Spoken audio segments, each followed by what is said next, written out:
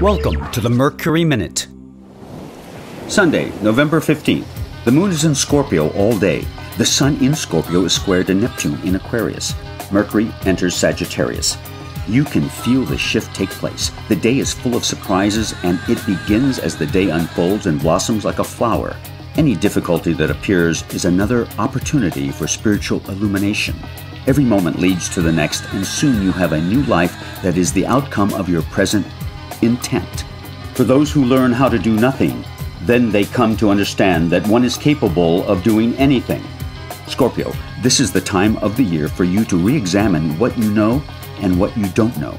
Your intelligence and intuition combined are powerful tools for awareness. The apparent appearance of separateness is necessary to experience the sublime sacred energy of change. Change is the ultimate enigma of all the divine arts. Your life is the fruit of your own doing.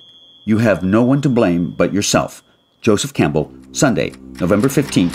That's your Mercury Minute.